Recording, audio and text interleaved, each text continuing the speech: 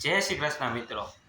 હમણાં ઘણા સમયથી આ વિચારતો હતો કે જે પણ આ મોટા મોટા સુપરસ્ટાર છે, મોટા વ્યક્તિ છે, લેજેન્ડરી છે, એ આ કઈ રીતે આગળ આવે છે. એનું મેઇન કારણ શું છે ખબર? પુસ્તક. જ્યારે જ્યારે પણ મોટા માણસમાં મોટો માણસ આગળ ગયો હોય છે ને, તો એ જ્ઞાન એવી રીતે નહીં આવ્યું હોય. મારું કહેવું જ્ઞાન તો મહત્ત્વનું જ છે માણસોનું, પણ જે પુસ્તકનું જ્ઞાન છે ને એ બહુ જ વધારે અગત્યનું મહત્ત્વનું છે. આજે હું હમણાં પુસ્તક વાંચી રહ્યો છું, હાઈપર ફોકસ. કયું છે? High focus. એમાં એમ કહેવા માગે છે, એના ક્રિસ બેલી લેખક છે, રાઇટર છે, બહુ જ સરસ વાત કહે છે. અત્યારના સમય પ્રમાણે મોબાઈલના આધુનિક જમાનામાં 30થી 40 સેકન્ડ પણ અત્યારે વ્યક્તિનું ફોકસ નથી રહેતું. હાઈપર ફોકસ આ પુસ્તકનું નામ છે.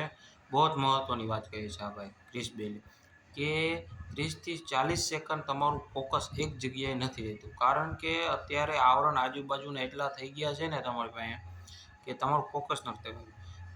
જ્યારે પણ તમારે જીવનમાં આગળ વધવું હોય, કંઈ પણ કરવું હોય, તો તમારું ફોકસ જ્યારે લર્નિંગ તમે લેતા હોય, કોઈ પણ વસ્તુ શીખતા હોય, જો તમારું ફોકસ સ્થિર હોય તો આ દુનિયામાં તમે ગમે તે વસ્તુ તમે કરી શકો. ગમે તે વસ્તુ. શું કામ? ફોકસથી જ તમે ગમે એ કાર્ય સફળતાપૂર્વક પૂર્ણ કરી શકો છો. ફોકસ એટલું બધું મહત્ત્વનું છે. અત્યારે હું આ પુસ્તક વાંચી રહ્યો છું ત્યારે મને ખબર પડે છે કે પુસ્તક વાંચવી કેટલી મહત્ત્વની છે. 1 પેજ, 2 પેજ, જેટલા 5 પેજ પર મિનિમમ તમે વાંચી શકો ને તો બહુ સારું છે તમારા જીવન માટે. બરાબર છે? આજે ઓશોનું બહુ સાંભળતો હોય યુટ્યુબમાં. ઓશોનું પુસ્તક વાંચો તમે, ઓશોને સાંભળો તો આજે એની વાત શું કામ સાચી લાગે? હજારો પુસ્તકો એ વ્યક્તિએ વાંચી લીધી છે. એનો જે નિચોડ હોય ને એને કાઢી લીધો છે. એટલે આજે એ વ્યક્તિની આપણે ગમે એ વાત સાંભળીએ એટલે સાચી વાત કહે છે. ગમે એ વ્યક્તિને એની સામે બેહાડી દો એટલે એ વાત પૂરી થઈ ગઈ, બોલતી બંધ થઈ ગઈ. શું કામ? એની પાસે જીવનનો નિચોડ થઈ ગયો છે. એ પુસ્તકમાંથી જ્ઞાન લે.